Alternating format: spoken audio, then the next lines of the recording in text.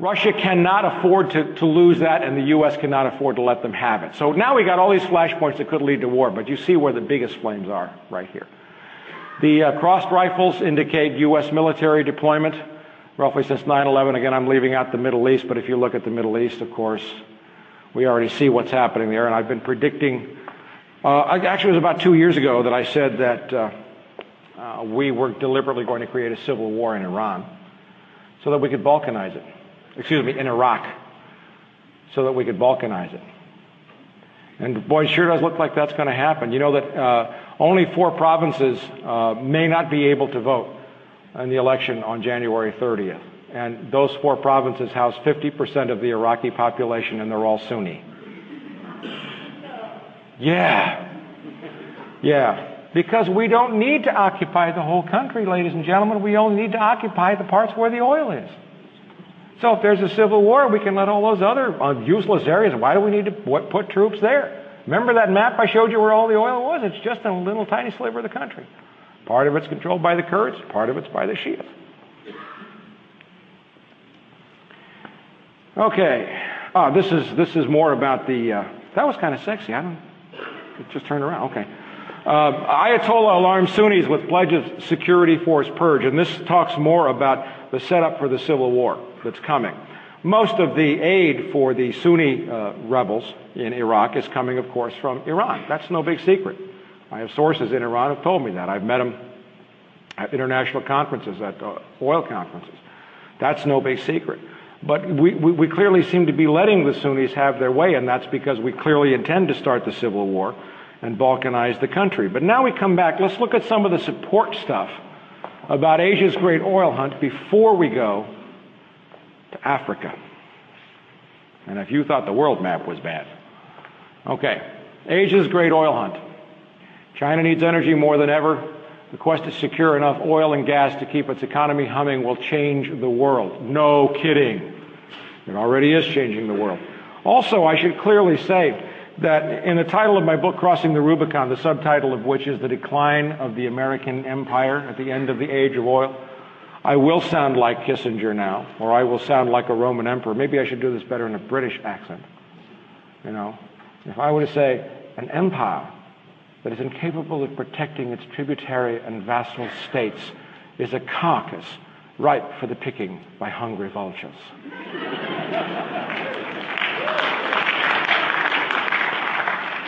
This is from the Asia Times. This is the story about the $200 billion deal with Iran and China.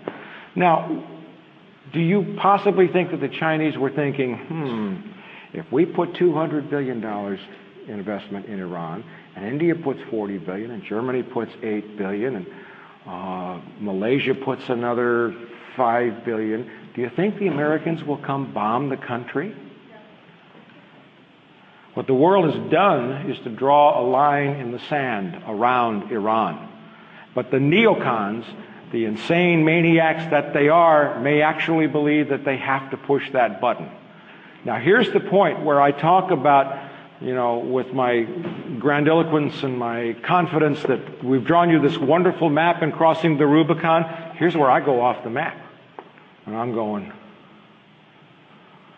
Now, understand something very clearly, is that we all know that Iraqi oil production has not soared since we occupied or liberated the country, right? Iraqi oil production peaked in 1990 at 3.5 million barrels a day. It's never been over 2.3 million barrels a day since. They have pipelines over there that have been blown up so many times they've been nicknamed the Flute, which they borrowed from the Colombians. And here's something really scary, and this is just a sidebar, but I read this and I just went, oh my God. I clipped a little story that said Halliburton, Kellogg, Brown and Root, that runs all of, a lot of the mercenaries and everything else. They've just hired a couple of hundred Colombian paramilitaries who've been fighting the FARC rebels to go over to Iraq. And I can see Dick Cheney saying, oh, these Iraqi guys think they're bad? Wait till my Colombian guys get over there. I mean, we just posted a story on the website from a British paper. I think it was the Guardian or the Telegraph, and I forget the author's name, but it is one of the most well-written and heartbreaking stories about the hell that Iraq has become. The absolute hell on earth, what we have done to that country. And that's, of course, clearly what would happen in Iran. But what the world is saying is, wait a minute, Japan gets a lot of its oil from Iran. China gets some of its oil from Iran. All these countries, and those countries will not allow the United States to invade Iran, because what's going to happen if we invade Iran, like Iraq? The same thing that happened in Iraq. And Iran is 10 times the military foe, 5 times the military foe that Iraq was. The world will not let the United States, so it will be a nuclear confrontation the moment the neocons begin or even indicate that we are going to bomb Iran. The world will not let that happen. They can't let it happen. You can't take Iranian oil off the market. There's nowhere else to go for oil, and the world is short of oil as it is. So the line in the sand has been drawn. But yet look at the context in China. China warns of more power cuts. China's been having blackouts. Do you know that? All along the major industrialized cities, Shanghai, all over, where Toyota and General Motors and Microsoft and all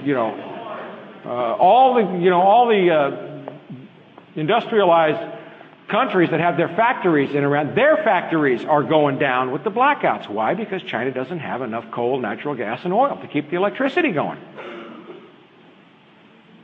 China's desperate. And we haven't even got to the dollar yet. So that story is that's BBC News, October 5th. That's fairly recent. I come ahead. This is a more recent story. 9 provinces may face winter blackouts. Tell me the world isn't running out of energy. Now, there are lots of infrastructure questions, and we can talk about that later. I'm sure we'll get to it in questions and answers. Chinese state-owned oil firm Sinopec confirms interest in Alberta oil sands. The Chinese want to buy Canadian oil. China's rising grain prices could signal global food crisis. UK expects Brussels to lift China arms ban. The EU may turn on us and lift the ban on weapons sales to China. India finds $40 billion friend in Iran. Panicked India goes after Iranian, Russian, and American energy assets, competing directly with China, a move that is costly and may not work. Now remember that BRIC alliance? Brazil, Russia, India, China? Well, here's a Chinese guy saying, India and China may wind up in competition with each other, but for the time being, they are deliberately not competing with each other. That's what's interesting. They've been enemies for a long time, but they seem to be playing to the same sheet music. Gee, this is from just a couple of days ago. This is what, January 13th? 13th. U.S. intelligence, the CIA report forecasts India and China will be major powers in 2020. Now here comes the CIA, and my response to this is, duh. I don't know what happened here. Something dropped out again. Oop. Okay, there's the world energy map, which the way it's looking.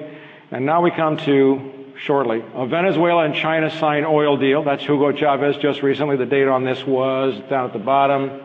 I can barely read it.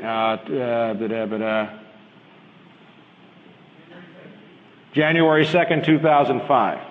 U.S. to look into Venezuela's oil supply reliance. Okay, the Senate's starting to panic now. Uh-oh. Here's the key. It takes 6 weeks to get a drop of oil from the Persian Gulf into your gas tank. It takes 2 weeks to get a drop of oil from Nigeria or Angola into your gas tank. It takes 4 days to get a drop of Venezuelan oil into your gas tank. If there is no elasticity in the world's supply, where do you want to have your hands on the oil first? Venezuela. Chinese national offshore oil company eyes $13 billion bid for rival. That's the story on Unocal. See, I back up everything I do. China expanding into U.S. oil sweet spot. That's another story on Unocal. U.S. struggles to encircle China. Sounds like China's successfully encircling us, don't you think? This is Africa.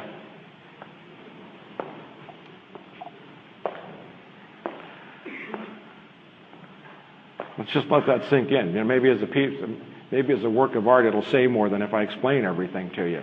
But let me just run over some of the highlights. The red is recent. By recent, I mean within the last 18 months. Recent guerrilla conflict or civil unrest, right here. Recent coup or coup attempt, here. And want to overthrow the government. China and India are throwing money heavily into Sudan. They're heavily dependent on Sudanese oil. Uganda, there's oil exploration. U.S. military here, British military activity here, U.S. military, U.S. military, U.S. military.